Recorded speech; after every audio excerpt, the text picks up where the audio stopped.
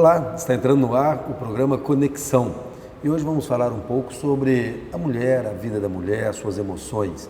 Estamos no mês de março, mês internacional da mulher. Eu recebo Maria Regina Basílio Teodoro dos Santos. É a Regina Basílio. Regina Basílio, tudo bem? Graças a Deus, tudo bem. Você, eu vendo aqui no seu currículo, você não nasceu em Uberaba, né? Todos achavam que você era uma artista uberabense, mas você nasceu na cidade de Franca, de São Paulo, não é isso? Márcio, eu nasci em Franca, mas eu me considero uma artista uberabense, até porque o meu universo artístico, né? Eu acredito que eu fui formado aqui em Uberaba, então nessas terras mineiras, né? Onde eu dei os meus primeiros passos na música, embora tenha alguém que diga assim, não, acho que quando você chorou, seu tom já foi.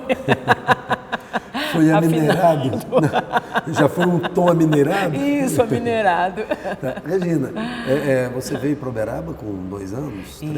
Isso, eu estava com mais ou menos 3 anos quando meus pais se mudaram para cá.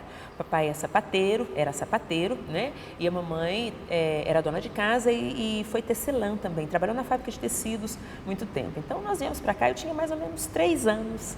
Né? Quer dizer, uma família de poucas posses, parece, né? Como é que foi essa luta para se chegar hoje, uma família realizada, com grandes profissionais na área, tem profissionais na área do direito, na psicologia, como você. É verdade. Como é que foi tudo isso? Então, como eu disse, o papai era sapateiro e ele foi tentar, né? Franca é a capital do calçado. Uhum. Então ele foi tentar uma atividade profissional lá em Franca. E a minha mãe era dona de casa, né, nesse tempo, e depois ela foi para Franca também, né, junto com ele, e entenderam que seria melhor vir para cá, porque aqui estavam todos os familiares, tanto da mamãe quanto do papai. E aí viemos para cá. Nós, nessa época, éramos 4 irmãos, e depois nasceram mais 2 aqui em Uberaba, não é? Éramos 4 irmãos, depois ficamos 6 irmãos aqui em Uberaba, trabalharam, né, muito, duro mesmo, né? Como você disse, éramos uma família de 6 filhos e um salário mínimo, então eu costumo dizer que eles sapateavam o dia inteiro para colocar comida na mesa. E são, com certeza, verdadeiros heróis. Eu falo que muitos heróis estão no anonimato. Uhum. O anonimato, né, às vezes é para muitas pessoas que não alcançaram a mídia, não estiveram, mas assim, são pessoas, não me considero suspeita em dizer, mas pessoas assim, maravilhosas, guerreiras, batalhadoras, e conseguiram formar os 6 filhos, graças a Deus. E hoje uma psicóloga especializada em music terapia, né? Isso. E o que veio primeiro na vida? A psicologia ou a música? Então, muita gente pergunta, né? Muita gente perguntava assim, o que vai ganhar, a psicologia ou a música? A música é um dom natural. Né? Até as pessoas perguntam, você estudou, né, para cantar? Eu disse que é um dom que Deus me deu, né? E é mais garantia ainda de não ser roubado.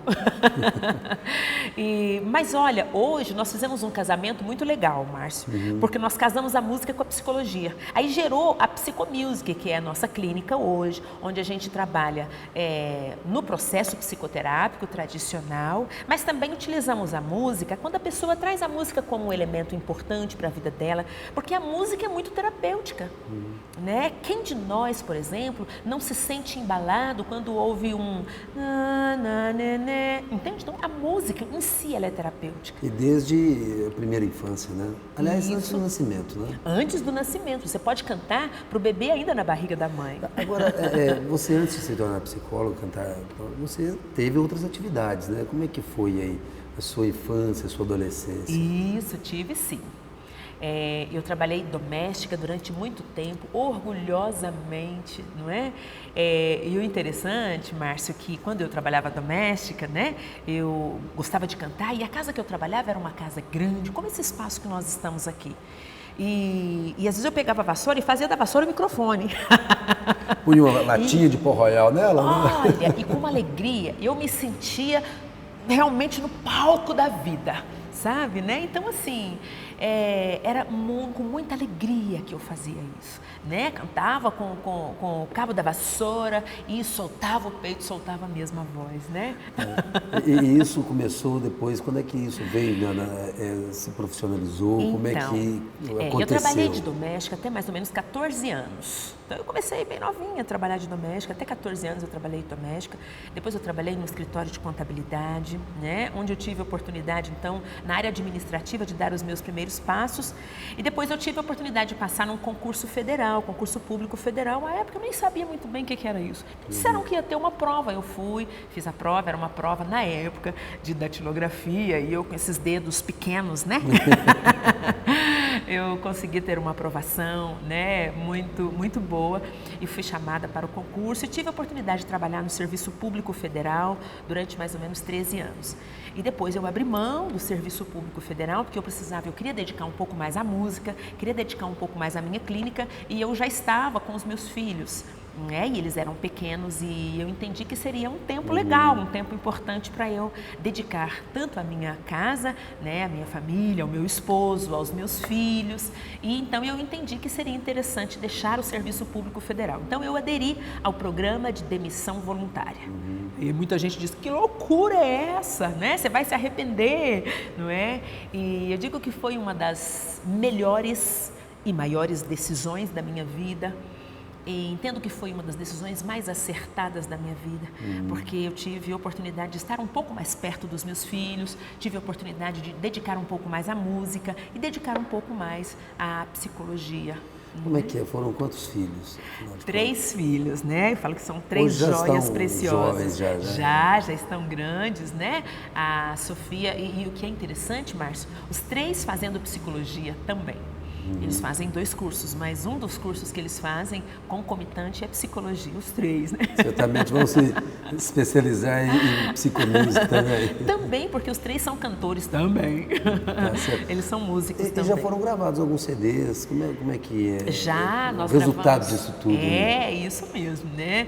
Deu um grupo legal aí, nós já gravamos o CD Renascer, embora o Renascer eles não participaram não, os meus filhos não participaram.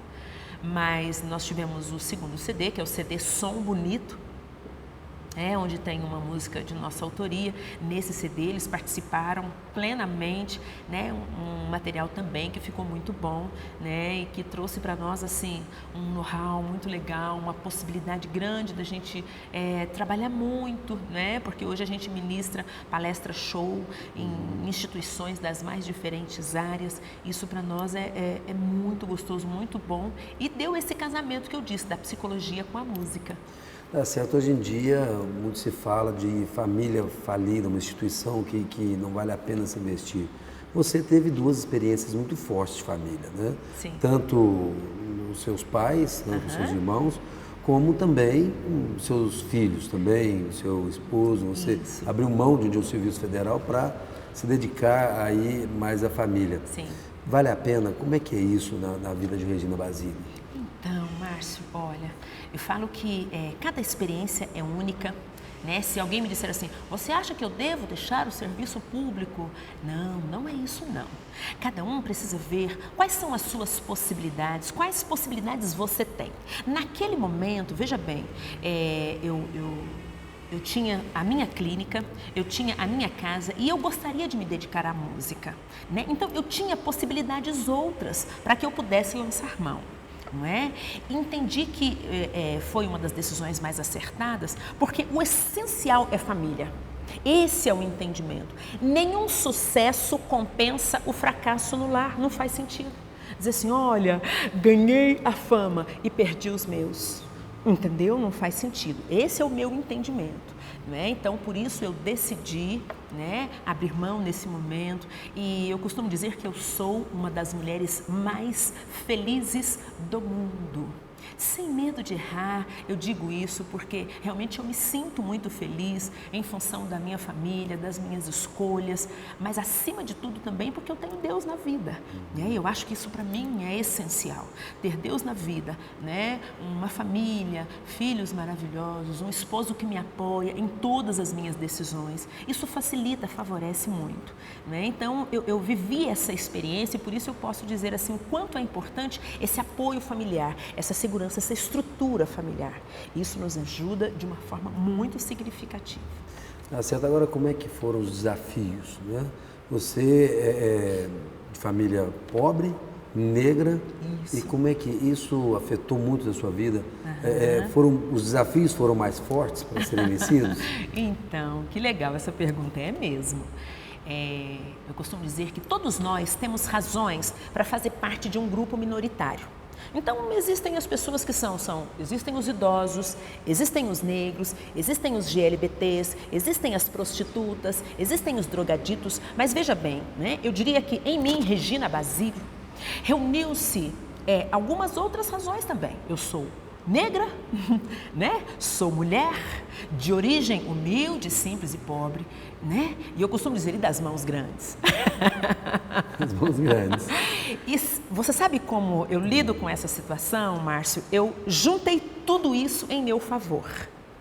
Né? Porque hoje eu falo com muito orgulho, né, da minha origem humilde, eu falo com alegria e sem medo, sem ter o que esconder, sem ter o que guardar. A minha cor é algo que eu me orgulho muito. No nosso CD, né, tem uma música que ela chama Blues e ela diz: a mão do pintor fará nova paisagem, mostrando que a cor da pele é uma bobagem. Então, eu utilizo tudo isso. Eu utilizo as minhas mãos enormes, elas são instrumentos de trabalho para mim. Eu utilizo a minha cor, eu utilizo a minha história, eu utilizo a minha origem, tudo isso, e me traz um orgulho muito grande, né? Então, eu tirei proveito disso. É a questão do limão fazer uma limonada, né? E na vida tem que ser tudo assim? Você acha que as pessoas precisam aprender mais a fazer desse limão uma limonada?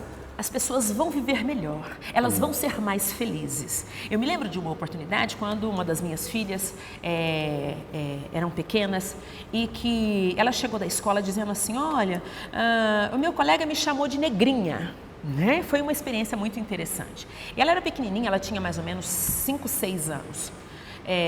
A Vitória, a gente costuma dizer que ela é a jabuticabinha da casa, porque ela é a mais tingidinha, a mais pretinha. E aí então... ela disse, minha colega me chamou e ela estava chorando, o pai dela falou para ela, olha, mas você, veja bem, você é negra, e você é pequenininha, você é negrinha. E aí nós rimos muito disso em casa e eu disse para ela, olha, você é negra e você é linda. E aí ela utilizava muito isso na escola. Porque aí, né, ela dizia para as colegas dela, sou negra e sou linda, né? Assim, assumindo a cor, assumindo tudo que ela tem. A gente viver assim, na autenticidade, é muito melhor. É muito mais fácil, é muito mais tranquilo a gente lidar com tudo que nós temos. E a gente precisa somar tudo mesmo. Então, se eu tenho uma gordurinha a mais, se eu sou um pouco mais magro, se eu sou um pouco mais alto, se eu sou um pouco mais baixo, utiliza isso que você tem e seja feliz com isso. Não é? As pessoas viverão melhor se conseguirem, né, compreender essa questão de uma forma tão profunda, né, quanto é possível compreender. Agora, como é que esse negócio da psicomusic seria uma terapia? Você canta assim com seus clientes? Como você cantou aqui para o nosso telespectador? Então, quando o cliente traz a música como algo importante para ele, nós utilizamos também, por que não? Né? Então, agora quando a gente fala de musicoterapia, a gente não está falando, Márcio, só de música propriamente dita, a gente está falando de som. Por exemplo, existe o som do vento, o som do pássaro, existe o gemido, existe o boca que usa. Então, o som do silêncio. O som do silêncio, perfeito, perfeito. O som do silêncio, isso. Né? É algo que grita muito aos nossos ouvidos, que fala alto aos nossos ouvidos. Então, a gente fala do som do modo geral. E quando a pessoa traz isso, o som como algo importante para ele, nós vamos utilizar esse som e que nos leva a momentos muito primitivos da nossa vida, na nossa história. Mas você trabalha a música como um instrumento da terapia? Como um auxiliar, isso. A música, ela é um auxiliar, ela abre canal de comunicação. Né? Então, por exemplo... Como é que é uma sessão? Isso. Então, vamos ter um exemplo de uma pessoa que traz como queixa a timidez, embora... Eu quero deixar claro que timidez não é doença, então não tem que curar. Né? Então, Mas a ansiedade, por exemplo? Sim, a pessoa chega e diz, olha, né, eu tenho uma ansiedade muito grande. O que caracteriza a ansiedade? Se a gente for tentar definir a ansiedade, é uma angústia. A angústia é um medo irracional pela impressão de perigo, não é que existe o perigo. Não é? Então, pela impressão de perigo. Então, nós vamos fazer um histórico sonoro musical, por isso que a gente diz que é sonoro musical da vida da pessoa. Né? O que você ouvia? Como é que foi? Vou conhecer um pouco da história dela, por onde você passava. Às vezes vai dizer assim, olha, eu passava no campo, então você ouvia a vaca, ouvia o som, né, o mugido da vaca, né? Ouvia o cantar dos pássaros, por exemplo, se ele andou no campo. E o que te agrada? Que música que te agrada? Que som que te agrada? Porque isso vai ter a ver com o ritmo interno dela. Entende? Porque todos nós temos um ritmo interno. Veja que tem pessoa que é apavorada, tem pessoa que é tranquila, que é muito calma. E é assim. Você conheceu um pouquinho de Regina Basílio. Logo após o intervalo, você vai conhecer um pouquinho do que pensa Regina Basílio. Dentro de um minuto estamos de volta.